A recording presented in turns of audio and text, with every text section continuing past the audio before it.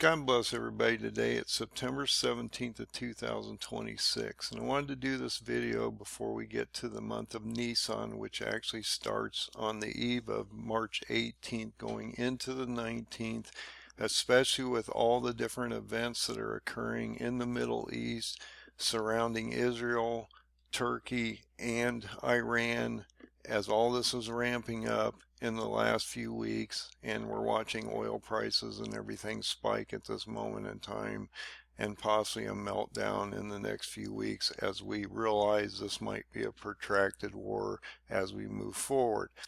But I also realized that there's a date stamp that reflects Nisan 1 of this year and could show us possibly even the entrance date of Turkey as we move forward into this conflict, because I keep saying if you're in this Shemitah cycle, there's a beast system that has to radiate through the second half of it, which would start around the end of March. And so I wanted to go through these different things, and this date stamp would reflect, based on Ezekiel 26, what is supposed to happen next as we move forward in time. So I wanted to bring this to your attention. So in my opinion, based on my analysis, I believe that Ezekiel 26 is now, at this very moment in time, and I want to explain exactly why I believe that. And that is based on this date stamp in the very first verse here, and what's going on in the world, and what he's telling us as we move through this chapter.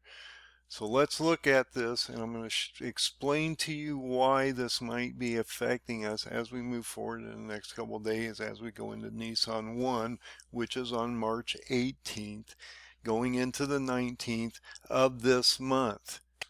But before we go into Ezekiel 26, I have to explain how 4 leaders of today reflect 4 leaders of the past in the time and position that they were in place. Okay, this is extremely important that we understand.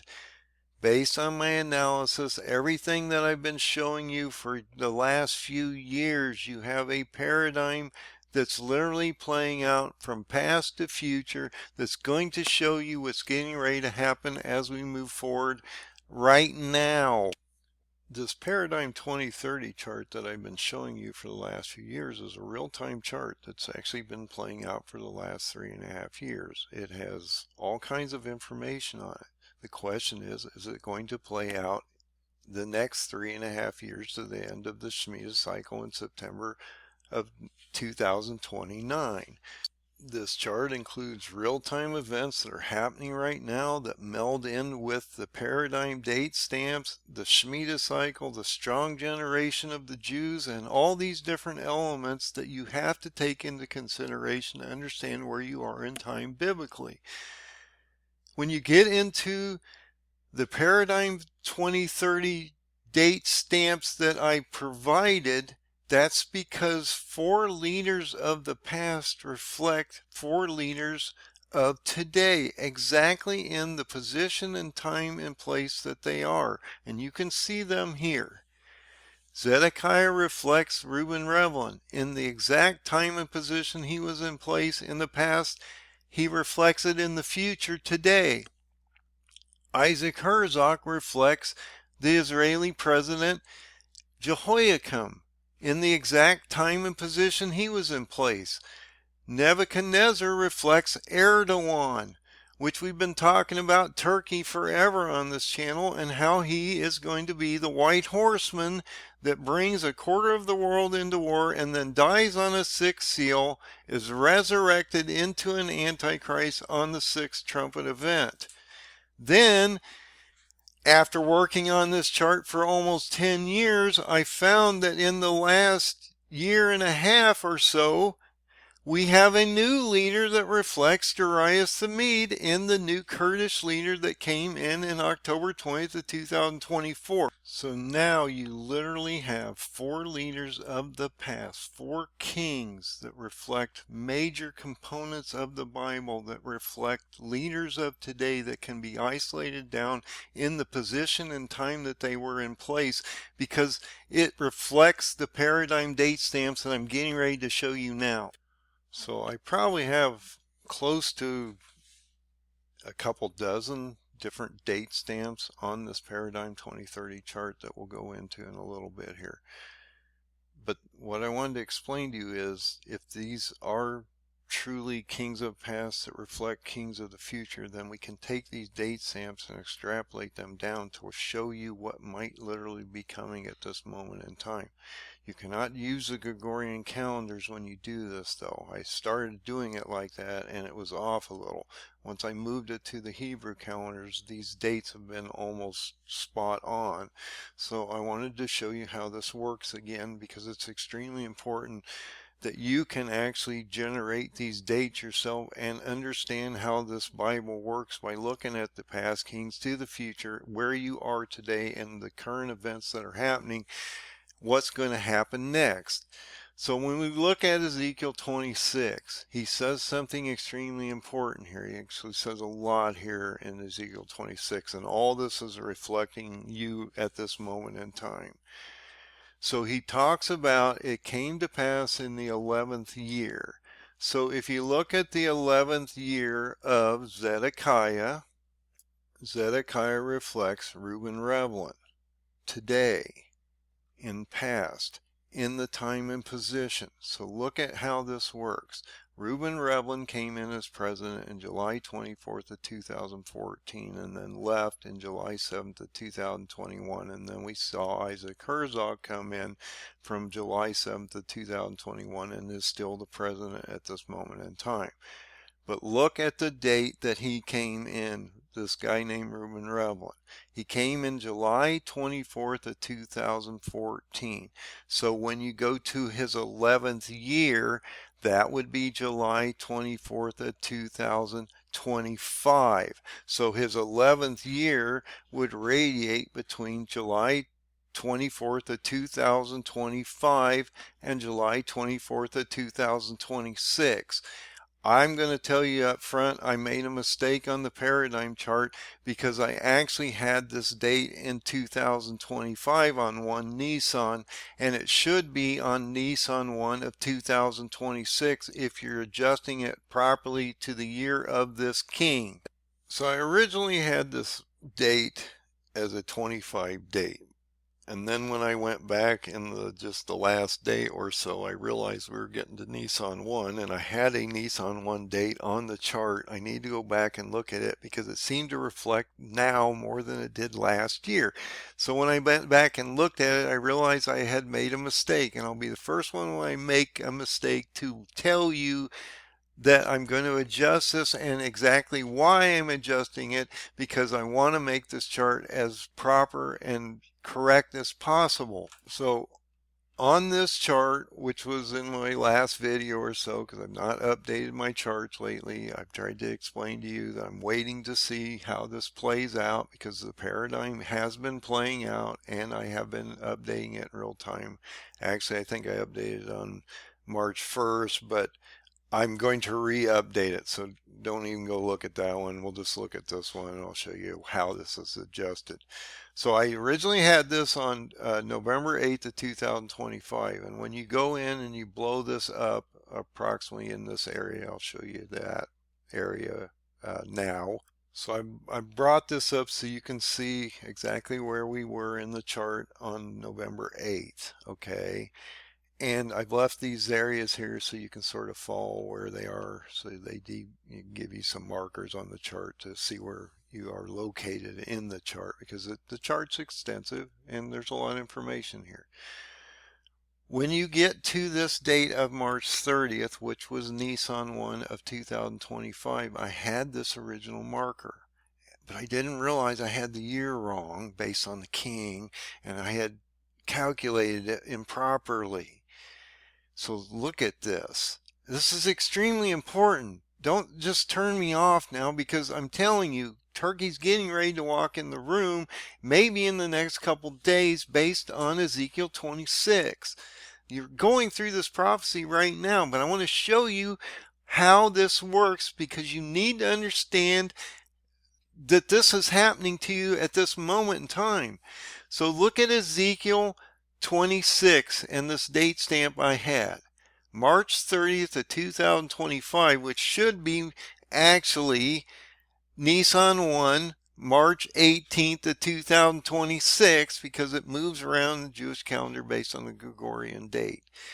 It states this: Ezekiel has a vision on Nisan 1. I'm going to show you that verse in Ezekiel 26 again, indicating Turkey would start to move troops into Syria for an invasion and a beginning of a siege of Tyre, Lebanon by July or June or July. The reason this is here by June or July is because that's when Tyre, Lebanon was attacked in the history books. It was starting in July. But if you go back, you realize that it was already being attacked in July of 25. You can go back and look at those reports. And that's what sort of confused me, because we were having these attacks literally occurring in July of last year on Lebanon. So in 2025, in July, we started to see these escalations of Hezbollah fighters against the Lebanese government, and how they weren't going to disarm, and we've been having this issue since. And we actually saw reported ground activity between Israel and Hezbollah around July 9th. So I thought, wow, it seemed right. But then when I went back and I actually looked at the date stamp and the year of that king, I realized I had made a critical error, and it's actually radiating to this year on Nisan 1. So I am in the process of adjusting the chart right now. I will update it once I get that done, but I have a number of different elements I have to verify and make sure I get them all right, so that I have the most proper chart I can have out here. But look at these date stamp and look at what this judgment or event that's going to occur is bringing forward on this very specific date. So when you go to Reuven Rivlin on his 11th year, first day of the month, we're talking Nisan 1, first day of the calendar year in the 11th year of Zedekiah. So each of these leaders have multiple date stamps built into that paradigm chart. Right now we're going to concentrate on Zedekiah and Reuven Rivlin, because he's the one that reflects this Ezekiel 26 prophecy. Look at the date stamps. July 24th to 2014, his 11th year. If you're taking it from past to future, his 11th year today would be July 24th of 2025 to July 24th of 2026. So that would reflect the 11th year. That would reflect 2026 now. If you look at the first day of the month of the new Jewish calendar, which would be Nisan 1, that would be March 18th going into the 19th. So when you go into the Jewish calendars and you actually look at Nisan 1, you'll realize that happens on March 19th. So if you go back to the prophecy, now that we've isolated the date based on the king of past to future and the day and month that he's talking about in the Bible, this prophecy in Ezekiel 26 talks about this judgment against Tyrus or Tyre, Lebanon, and how they've not been a good steward to Jerusalem. She is broken. That was the gates of the people. She is turned unto me. I shall be replenished. Now she is laid waste. So he's going to get ready to totally waste Tyre, Lebanon. It tells you how bad this is going to be as we move forward. It states in verse 3, "Therefore thus saith the Lord God, Behold, I am against thee, O Tyrus," or Tyre, "and will cause many nations to come against thee, as the sea causeth his wave to come up. And they shall destroy the walls of Tyrus. They will break down her towers. I will also scrape her dust from her and make her like the top of a rock." So, like, cleansed. There won't be hardly anything left of it. There won't be anything hardly standing on top of each other. Like it sort of says in Damascus, there won't be anything left of it. It'll just be like a flat rock by the time he's done with this. "It shall be a place for spreading of nets in the midst of the sea, for I have spoken it, saith the Lord God, and it shall become a spoil to the nations." Now listen to what he says in the next couple verses here, because this is going to set up where I believe this is going to take us next and bring Turkey in the room. "And her daughters which are in the field shall be slain by the sword, and they shall know that I am the Lord." And this 7th verse, I believe, says it all.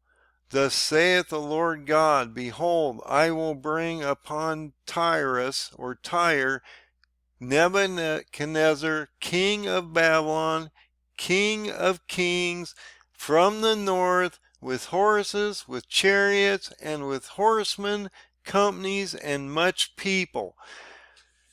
Now, you have to understand what's going on in Lebanon at this moment in time to understand that this next verse is what's getting ready to happen. He's going to place a sword against the daughters in the field. He's going to siege this city. He's going to mount an attack from Nebuchadnezzar, which is Erdogan, which is from Turkey, which is going to happen starting around Nisan 1 of 2026, based on Zedekiah, the king of the past, to Reuven Rivlin today in the years that he's been in condition, and the date stamp of Ezekiel 26 here. So this Ezekiel 26 prophecy is affecting Lebanon right now. You have a massive buildup of Syrian armies that are getting ready to go in to Lebanon to attack the Hezbollah groups that are Shia-backed Iranian groups. Turkey-Syrian groups are more Sunni-type nations. So, but you got to look at the feet of clay and iron, because these groups will finally coalesce together and go against Israel with 10 nations. So it's not like they won't join, but right now they haven't joined. And what's happening in Lebanon is going to affect what's getting ready to happen with Turkey coming into this game, possibly at the end of Ramadan, as they go through their holy month, and then possibly Erdogan would come out and say, "I want a global jihad. I'm going to start bringing my Turkish troops into this conflict." He would actually probably apply troops into Gaza, as well as he's also in the process of genociding the Kurds.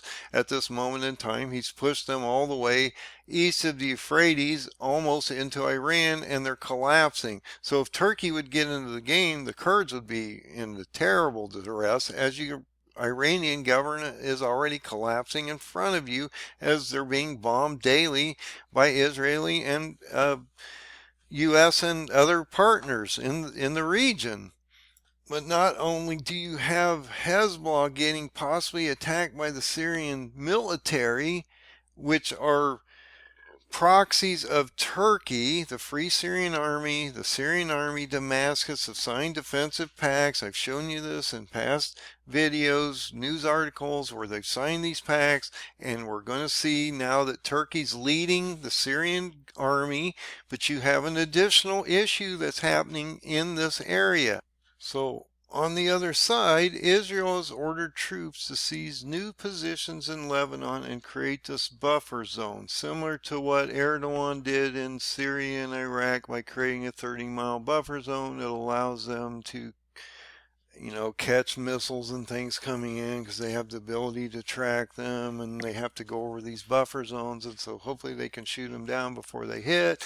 And so now Israel's ordered troops to seize new positions in Lebanon. Interestingly, this happened on the blood moon event on Purim, going into this cycle we're in now. And I keep saying that I believe that the 3 blood moons you had in the last year, between Purim 2025, March 2025, and Purim March 2026, were your last 3 warnings. You're going into a supernatural cycle, and he has given you all the warnings before he brings Nebuchadnezzar into the room and actually unleashes Turkey on the Middle East, which is going to change the whole world as we move into a beast system by the end of this month, going into the beginning of April. So Israel has also moved in troops, and they're look, Erdogan looks at this as an expansion of the Israeli footprint, and that he's talked about how he thinks that Israel is going to expand, and actually expand so far that they'll encroach into Turkish territory. And this article was just in the last few days. Erdogan states that if Israel attacks us, we will occupy Cyprus, which is Kittim in the Bible, and half of the Aegean Sea. So look, they're concerned. Israel's never going to attack Turkey. But in their mind, because Israel's expanding, they're afraid that someday they're going to expand the footprint of God, which would include potentially parts of Turkey, if you look at the map of God's footprint. So it is a potential that Turkey's concerned, and he would then enter the conflict because Israel is expanding. And also you may have an issue because the Syrian-backed army through Turkey, are getting ready to go up against Hezbollah as Israel's moving up from the south. And so you could have a flashpoint and a conflict between Israel and Syrian Turkish-backed armies, which would then ignite into a wider conflict, locking the whole Middle East down. You think you got bad fuel prices now, and they're talking $120, $150 fuel? You could see $250 fuel, and you could see pump prices between $10 and $12 a gallon as you're going into massive stagflation and a hoarding of oil globally, because there's no way to transport it around this massive area called the Strait of Hormuz, the Red Sea, the Mediterranean Sea, the Black Sea, the Caspian Sea, and all these places that are being affected. All that freight, oil, and import exports are going to have to go around the whole thing. So who are they going to ship to? Whoever's the closest and whoever has the best price, which might just leave us out of a lot of this trade as we move forward, because you're a long way from this area, and they're not going to ship to you, especially since you created this war on Iran that's causing all this conflict. And if you get the Arabs in the room and they start shutting down production or embargoing us like in 1973, and I've talked about this, your pump prices are going to 4x up. Look, you went from 270 fuel before the war in Iran started a few weeks ago to now 370 almost. And they don't even realize that the war is going to take some time, or possibly it could be biblical, and this could really get ugly because no one's looking at Turkey entering this regional conflict. But this guy's saying, as an advisor for Erdogan, we're concerned about this, and we might have to preemptively do something. Well, I'll guarantee you that if Erdogan gets in this game, not only is he going to go down into Lebanon and help the Syrian forces against Israel, he's also going to collapse the Kurds down into Iran and potentially go against Iran. Because why? Iran is part of the original Ottoman footprint, and Erdogan is an ideologically driven nightmare in trying to rebuild his legacy as the new Ottoman emperor and the new Ottoman footprint of the past. So And also you have another issue because you have literally missiles now that are raining down on the Temple Mount. I've talked about how this could be a problem for Erdogan. If they're launching missiles from Iran into Israel and you see them blowing up and these cluster bombs going off and all this drones and different things, you're going to see stuff starting to hit around the Temple Mount. You have a couple issues here. Erdogan's not going to allow that to happen because you have two structures up there the Muslims care about. Also, you're at the season of the red heifer sacrifice. So last year, they actually did a trial run. The question that everybody's been asking is, did they actually use a red heifer that was not blemished and still now have the ashes from the original ceremony that they did on July 1st of 2025, and so they would not have to do a red heifer sacrifice this year, and so they could just perform the ceremony as we see Israel going under siege, and they would need to cleanse themselves, as I've talked about in Zechariah 13. They have to cleanse the nation before they go into hiding.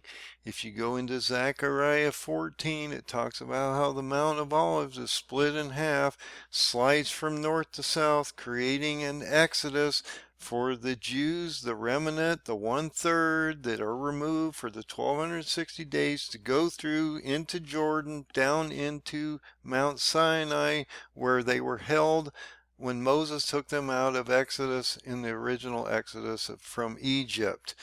So this is extremely important. Do they have already, did they lie about the ashes? Because if the Muslims knew they had the red heifer sacrifice already performed and had the ashes, this would cause some real conflict, especially around the Temple Mount and between the Muslims and the Jews, thinking that they're going to fulfill prophecy by starting the third temple. This is extremely important. And so when you go in and you look at the dates of the red heifer sacrifice in the Bible, I talked about on the Sabbath in my last video about how on the Sabbath of March 7th, 2026, you go down here and it talks about how Numbers 19 reflects potentially this red heifer sacrifice, the process and the ordinances put in place to have the actual sacrifice ritual. Now, this isn't the ritual itself, it's the ordinances that allow them to do what they need to do to get the priests and everything ready so that they can perform it.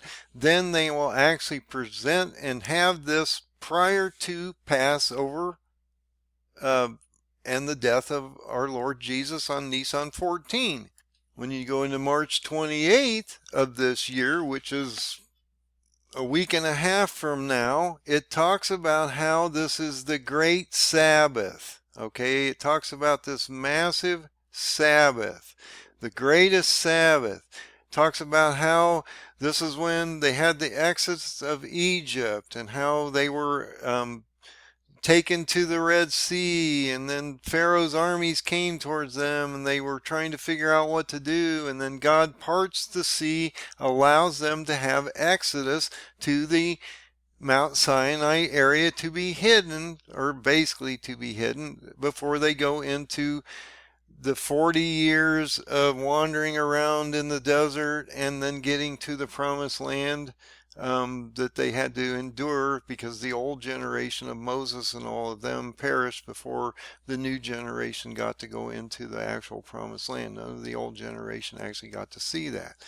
So this was also interesting because on this Sabbath of the 28th, we had on the 10th of Nisan, which would be 4 days before April 1st, so that's on March 27th, I believe, it's 26th, 27th, the firstborn of Egypt who occupied the senior positions in the priesthood and government fought a bloody battle with the Pharaoh's troops in an effort to secure and release the Israelites and prevent the plague of the firstborn. Remember, the fog came in and killed all the Egyptians' firstborn, but they were going to, because they went in and killed all the firstborn Israelis, and so then God put this plague on them to kill the firstborn of Egypt. And so this happened on the 10th of Nisan. Okay, so the 10th of Nisan, if you go look at the Jewish calendar, so you can see that Nisan 10 ends up on March 28th. That's interesting because Passover is on the 1st of April, Fool's Day of all things, Nisan 14. And that's interesting because that lines up when he died in the Bible on Wednesday and then rose 3 days later as first fruits on Passover, Nisan 17. So it lines up, and so we would see potentially an antichrist come up right around this area here, come in looking like Jesus, and then signing a treaty shortly after that, going into your 1260 days into the antichrist phase, into the end of the Shemitah cycle. You do realize that it tells you that he will come in with flatteries, that he will look like Jesus, that he will mimic him, he will mirror him. He will then deceive the nations in stating that the first one, they clearly tell you to avoid the first one because the first one that comes is not Jesus, it's Antichrist. And if you're a pre-rapture person, you may not understand what's happening because you're going to be here until the seventh trumpet, which is the Feast of Trumpets of September 9th, 10th of 2029, because you have to complete the Shemitah cycle. You're going to be here for tribulation. Go look at the terminology. It clearly states that you will be not removed till after tribulation occurs. So, should we be concerned about this date stamp of Nisan 1 of 2026 based on King Zedekiah of the past to Reuven Rivlin today? Yes, because I believe that Turkey's getting ready to come in here. You have another factor that we should look at really quick here. So when you go into the prophecy of Daniel 8, we're going to go through all these different prophecies. It just is easy to understand. The Kurds are the Medes, okay? Daniel 8 tells you when the Kurds or the Medes align with Persia or Iran in some fashion, shape, or form, Turkey would then come over and smash them. The Kurds have been genocided literally out of Turkey, Syria, and most of Iraq, east of the Euphrates, almost into Iran, where they're butting up against Kurdish nation groups that are in the western part of Iran, and so these groups are starting to literally cave into Iran. Then the Americans come in, and there's reports that state that if they get arming, if we arm them or give them, air support, that they would actually go in and fight against the Iranian regime because they're helping the Kurdish and Iranian people on the ground. Since the Iranian original government is gone and that leader is dead, and they believe that the new son that's the leader now has been hurt, mutilated, or not in a condition to be a leader, you have dysfunctionality over there. So the question is, has the government already collapsed? Are we seeing an alignment of the Kurds and the Iranians in the population of the people? But then it tells you, as Daniel 8 states, that Turkey would come across, attack them, crush both nations, and then be broken himself, possibly on a sixth seal event. And then that would then transform dead Erdogan, I know this is hard to believe because it's supernatural stuff, guys, into a supernatural resurrected Antichrist figure, as Isaiah 14 clearly tells you is going to happen when Satan is pulled from heaven, from Angel Michael standing on both sides of the bottomless pit, takes him from heaven, casts him to earth, gives him the key to the bottomless pit. He falls like a star, opens the bottomless pit, ejects this thing out of the abyss, impregnates him with supernatural powers, as well as the false prophet, which is probably the Pope, breaks the churches. We have this massive falling away from the church as we go into a beast system around the beginning of April of this year, into a beast system for 1260 days based on how the paradigm chart is set up in this Shemitah cycle that we're in at this moment in time. So look, all of your players are in place at this moment. The Kurds are collapsing into Iran. They have to align, because once Turkey gets in this game, they will be up against a wall. They will have nowhere to go but to Iran, and there's lots of Kurdish people in Iran, so these two groups are going to have to align and get along somehow, while Turkey's over there bombing them into the ground, because when Turkey unleashes, it says it's like a whirlwind. He just smashes them. They don't even have a freaking chance, and they're already destroyed through all the bombing and weakened through all the bombing of Israel and the United States and partners already. So it's not like they don't have the capacity to do anything. They're getting weakened all the time. So when Turkey comes in with a NATO force on the ground, because they already have everything there and they're lined up against Turkey, Turkey pumps a lot of fuels. Look, Turkey's very independent on fuel and import exports out of the Strait of Hormuz, okay? This is extremely important. That's down in here. These pipelines run between Iran and Turkey because they're an adjoining nation. Turkey owns everything around Iran. They own Syria, they own Iraq, they own Azerbaijan, they probably are in cahoots with Turkestan, they have Afghanistan, they've got the Yemen guys over here, you've got Put and Kush over here in Africa. They're advancing on Greece. They're also, I saw they were loading F-16 into Cyprus the other day. That ought to bring up the nation of Kittim, because Cyprus is Kittim, and it talks about how Kittim will actually go against Turkey in the future. All these pipelines are getting affected. If you have a terrorist attack in Turkey by the Kurds, which has happened in the past, that would then spur another issue with Turkey. If they hit the, actually hit oil infrastructure, pipelines, shut down more of Turkey's fuel, that would then hyperinflate their economy, because they don't have the ability to bring any of this material or oil into their country. They're very reliant on this passage through the Strait of Hormuz. If Turkey gets into this, you would see that since they owned Azerbaijan, they'd affect the Caspian Sea, they'd affect the Black Sea up here and the Mediterranean. They would boycott off this area, probably all the way down through even Egypt. You got Egypt down here. You got Israel. So Turkey would come down and boycott this whole region here. The U.S. ships have been pushed back out of here, so we're not even an effective force over here. So we have all kinds of different things going on here. And because they're an abutting nation, would Turkey then want to set up a barrier here like they did in Iraq and Syria?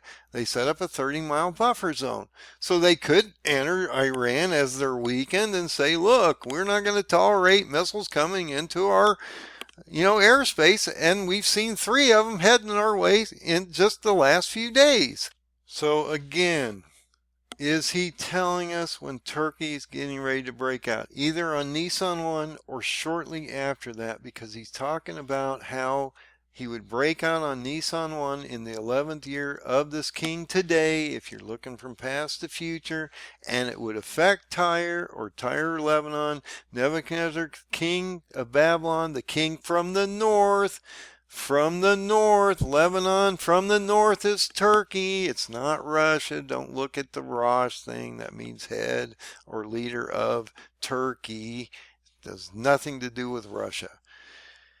It's not a communist issue anyway. It's a Christian, Muslim, Jew thing anyway.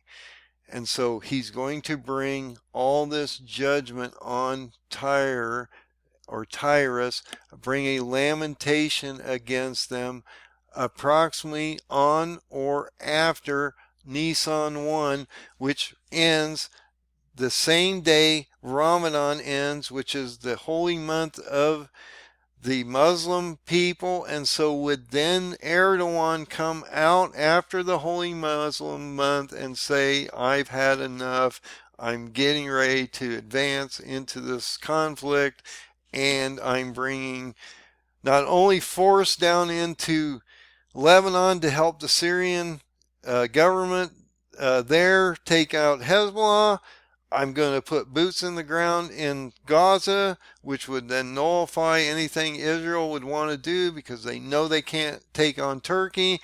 That would then allow Turkey to go down into Egypt and absorb all that area. But if you go into actually Daniel 11, it talks about how Egypt, the king of the south, will actually battle against the king of the north. He talks about the king of the north here. You should understand that he's talking about Nebuchadnezzar in this verse. He's talking about Erdogan coming down from Turkey into Lebanon, going down into Egypt, because all this area has to be absorbed. Then at the same time, you have Persia falling. Turkey will put boots on the ground. I've talked about this in the last video. The only one that has boots on the ground are two groups here, the Kurds and the Turkish people. We are putting some people over there, but that's to protect certain assets. It has nothing to do with invasion. Turkey would put boots on the ground, go in and complete the destruction of Iran. Then you would have your 10 nations formed. You would head towards Israel immediately, because Iran will not stand up against Turkish aggression. And I believe your nation would just collapse. That would then form all 10 nations in the Middle East that would then go against Israel. And you would see a beast system come in around the 1st of this next month. Possibly in the first week of that week of April 2026. So is this king reflecting, or this leader of today reflecting in the Bible what is getting ready to happen next to us? And it is lining up perfectly with what is going on in the world at this moment in time, based on what I've been trying to show you in the paradigm date stamps and how this works in this Shemitah 7-year cycle between September 2022 and September 2029. When you get to that date of the Feast of Trumpets of September 19th, because it's an evening going into the next day of 2029, you start the calendar year 2030. That would be your completion between 30 AD and 2030 AD, your 2,000-year gap when Jesus said that he would be here and come back. And so if you move it into the next Shemitah, and I don't see how that would work at this point with all the conflict going on in the world, how you would expand this thing out another 10.5 years into the end of the next Shemitah to get to another 7 trumpet at the end of the Shemitah in 2036. It just doesn't seem to add up, and that you're having all this happening right now. So probably it's going to affect us in this Shemitah cycle, which ends up at the end of September of 2029. So I wanted to bring this to your attention. Is Ezekiel 26:1 actually reflecting events today? Does this date stamp tell us that Turkey's getting ready to come in right after Ramadan, right on the 1st of Nisan? He'll go into Lebanon, but he'll expand also into Gaza and also towards Iran, as he's literally forcing the Kurds to collapse into that country. And this guy that just got elected is in against a total wall, because he's collapsing into Iran. He can't do anything about it. This guy just got elected. Erdogan stated in May of 2024, before this guy got elected, he would not allow a Kurdish nation to stand. They would not get governance over their nation. They would not have a regional capital. They would not exist as a nation, because he believes they're terrorists. And that's the reason he's been genociding them since 1984. That's how long this has been going on.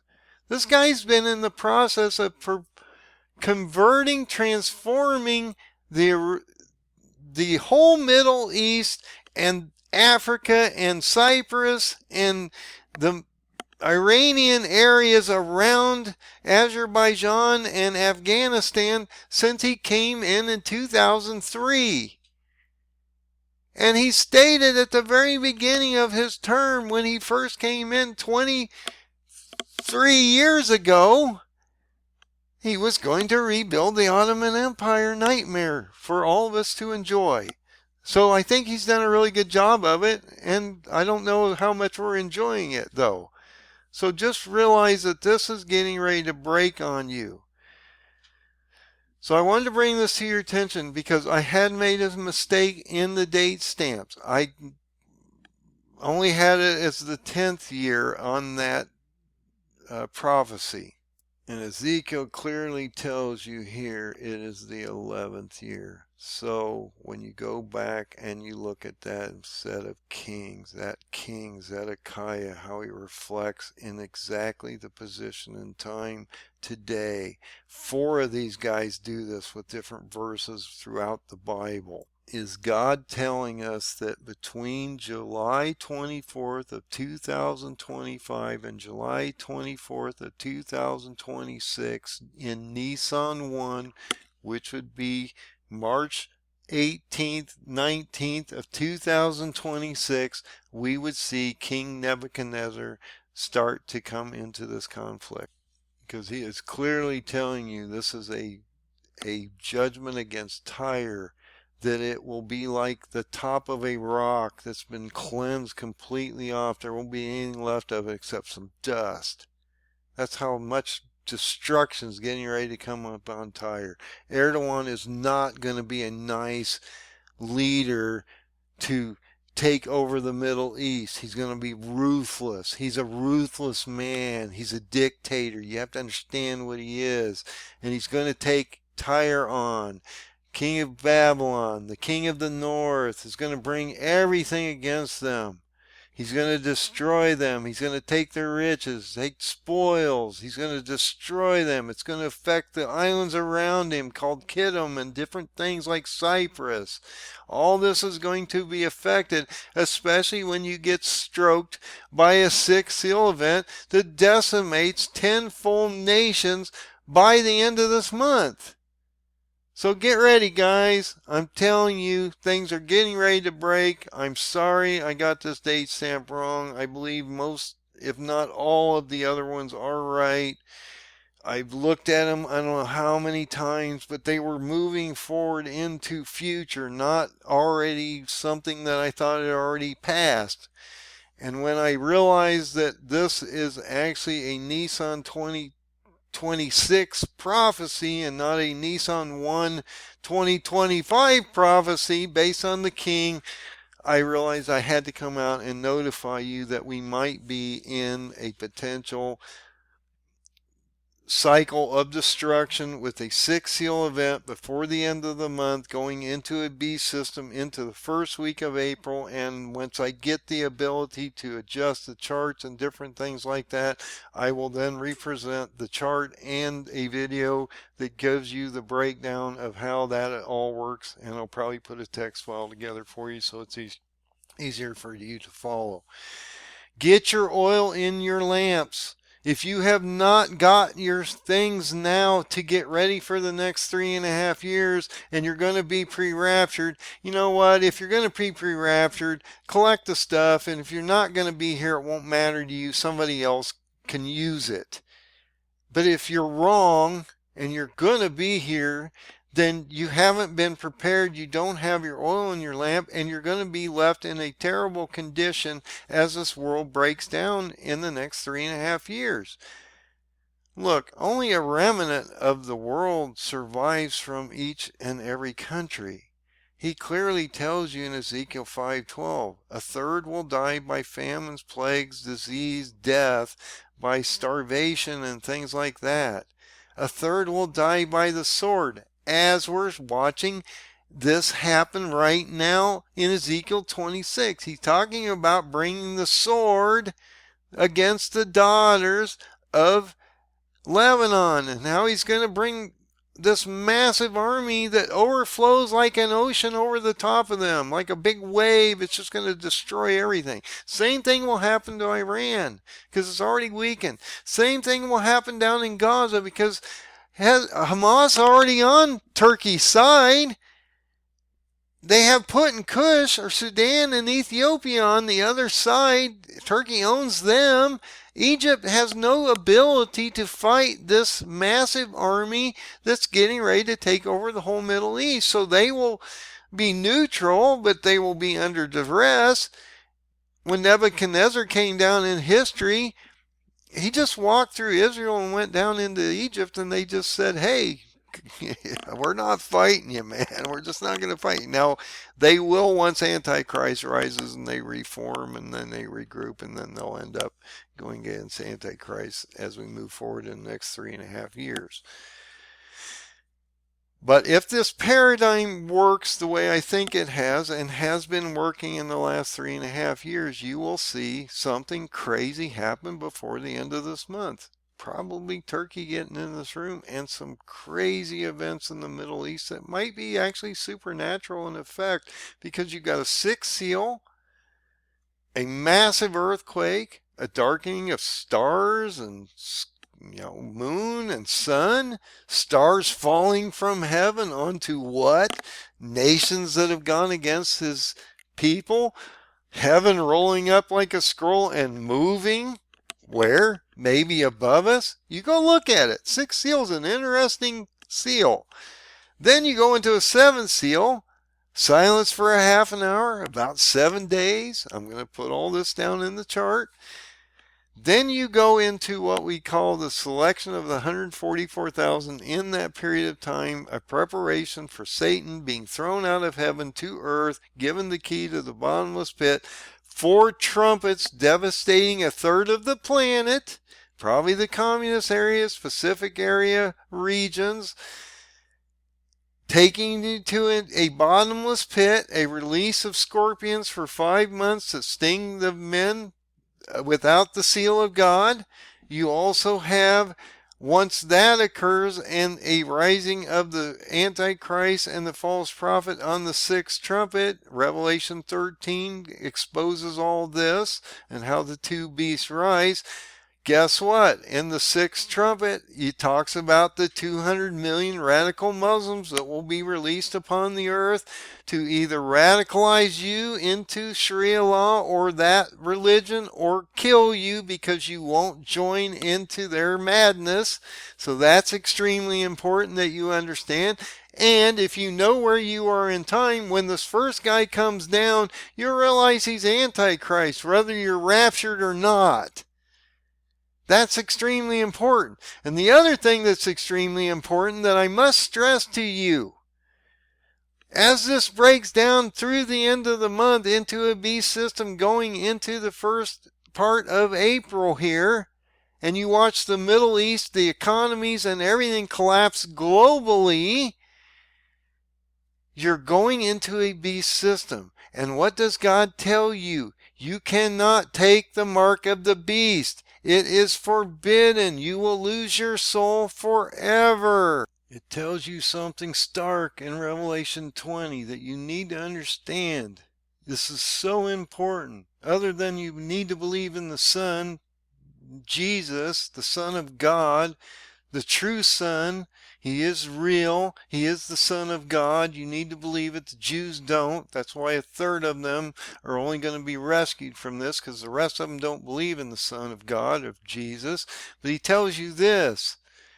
And he sat upon them. The judgment was given unto them. And I saw the souls of them that had been beheaded for the witness of Jesus, the probably the elect, and the people that martyred themselves and did not fall into the beast system trap. And for the word of God, and which had not worshipped the beast, neither his image, neither received the mark upon their foreheads or their hands, and they lived and reigned with Christ for 1,000 years. He's telling you right now, if you take that mark, if you join that beast system, if you are in it for the 3.5 years that Antichrist is on the ground being controlled by Satan, you will lose your soul forever.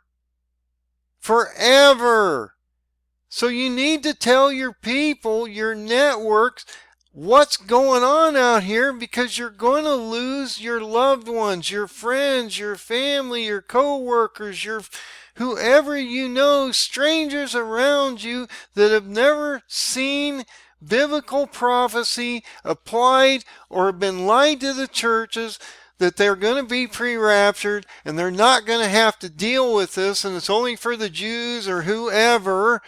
You need to go in and look at this judgment against the population of the planet, which are the seals, trumpets, and hopefully you're not here for the bowls, okay? Because the bowls are the wrath of God, and we're not appointed for the wrath of God, okay? Which is in Revelation 15 and 16. It's extremely important that you understand these things. Look, you're getting ready to go into a massively supernatural effect. It's going to compress, expand, and amplify at a rate that no one is ready for. This is supernatural. He's going to change it overnight. Your third blood moon on Purim on March 3rd was your last warning. If you actually go in and look at that prophecy and date stamp that I have on February 11th of 2026, Zechariah sees a man on a red horse, second seal, standing in the myrtle trees, reflecting the nation of Israel and Jerusalem, ready to go into judgment in Zechariah 1 verse 7 and 8. So he's warning them in February of this year based on the king on that verse in Zechariah 1 verse 7 and 8 that he's getting ready to go against judgment. Now you're in March, you're getting ready to watch Turkey walk into this room and take on Israel as they're expanding into Lebanon from the north or from the south into Lebanon, into the southern part of Lebanon, as Syrian forces are coming in from the east to the west, as well as possibly Turkey would come down through the north, through Lebanon, through that air base up there, all the way down through Beirut, down into Tyre, Lebanon, for that siege of Tyre, Lebanon that I was talking about. And like I say, this could expand out for a few months. Turkey could load armies and military assets through the Mediterranean Sea into Palestine, into Palestine, because he already has assets down in there to help the Palestinian people, and he controls the Hamas through a proxy. So that is a potential down there for him to do that and slip under the radar as he did in October. Look, nobody caught Erdogan moving assets down into Lebanon in October of last year, and I talked about how the Battle of Gaza would happen or start in October of last year, and that would radiate into a war against Turkey and Lebanon, or Turkey and Egypt, because that's what happened in the Battle of Gaza in history. Israeli forces could not deal with the amount of carnage that was happening to them, and they caved into Turkey to allow them to go down and deal with Egypt. Now I just noticed and I'll stop because this is going to be an hour-long video, that Israel had just in the last 12 to 24 hours opened up that corridor between Egypt and Palestine to allow a few people through and to allow some aid up through there. But Erdogan's been complaining because very few people or supplies are getting through that corridor. And if you go back in the history of Egypt and Israel, you'll understand that if you go into the Bible, Egypt has a massive judgment against them as they move forward. To the point, actually, on the paradigm, they cease as a nation, their leader is destroyed in the next 3.5 years, and the whole thing collapses. And actually, if you go into the paradigm date stamp, I actually have another paradigm stamp down here, which on March 25th, so you're here within a week of 2026, Egypt is broken and the peoples are scattered throughout the nations in Ezekiel 30 verse 19 through 26, as you watch a sixth seal potentially pop in or around this period of time, possibly even around the 28th on that great Sabbath event. So that, like I say, I'm going to adjust these dates just a little bit, but the paradigm stamps are the paradigm stamps. That is a paradigm date stamp, so that one can't be changed because of the king and the date that he gives us. So March 25th of 2026, Egypt could be starting to collapse as a nation, maybe being hit by rockets, different things like that. You got the global collapse of oil and different things like that. Turkey could get in the game. That would then effectively change the Gaza situation down there. And so you got all these different things happening, but just realize you have another date stamp here that also could affect you as we move into March 25th into a beast system around the end of the month of March. That may adjust a little bit because I found a couple new things, but these charts are only adjusting by a few days. They're not adjusting like years, months, things like that. I mean, I'm tweaking them at days now, not because they have to fit in a compression zone. You've got a B system that has to come in for 3.5 years around March 30th or the first week of April, and then that radiates you to the Feast of Trumpets 2029, which would be a seventh trumpet event and a rapture event based on the charting that I have out here. So you can see when abomination occurs, that would be the same. You have the Feast of Trumpets on September 10th, 11th, 2029. That would be the same. None of this is going to change. Most of these dates as you move forward aren't going to change. I've double checked and triple checked these dates so much. But like I say, when we go back to this date of March of 25, it already passed and I hadn't gone back to look at it. I just hadn't gone back to look at it. But it's stating here that Ezekiel, in the 11th year of that king, which is actually 26, would start to occur on Nisan 1. That is going from Wednesday into Thursday of this week, this month. So on that note, find the Son of God, find Jesus, understand He's the only open door, He's the only way through this, but He clearly tells you He is going to try you through fire, refine you, make you decide whether you want to follow man's ways or His ways. Come back to God, purify yourself, not get in the beast system, and figure out how to survive this for the next 3.5 years. And most of us, as it states, will not survive that task. Very few of us will make it to the end of this story. And then you'll be judged once you get into the millennium.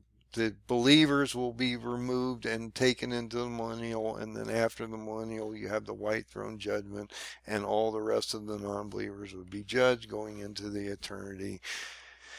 Whether they're cast in the lake of fire or not, that's up to them based on their works at that moment in time. You will be based on your works as well as your belief in the Lord Jesus and probably what you've done at this moment in time, because you're aware you should be doing what? The Great Commission. The Great Commission, folks, is trying to keep people from going into the beast system and losing their souls forever, like I just explained to you just a few minutes ago. So get ready. I believe this is on. I believe the paradigm chart is close. It will happen. Turkey will get in this game within a few days, within a couple weeks at the latest. The prophecy says it starts on Nisan 1, which is March 18th. So let's see what happens as we move forward. Will it happen on that very specific date? We could see Turkey come out right after Ramadan and say, I've had enough of this. I'm going to get in the game. I'm done messing with this. You could see a clash between Hezbollah, Israel, and Syrian forces, which could then draw him down into that, as well as you could see something in his country or affecting Iran and the Kurds on the other side, or Iran launching missiles against Israel, hitting around the Temple Mount, that would also then force him to come into this, because he's not going to allow that to happen. He's also not going to allow the Kurds to become a nation. If we start to fortify them, arm them, use them to take out the Iranian government, he's not going to agree to that, because he doesn't want them part of that group or system.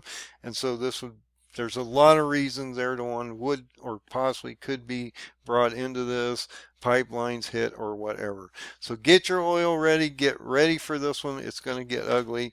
God bless. Be safe out there and do what you need to do as everything collapses.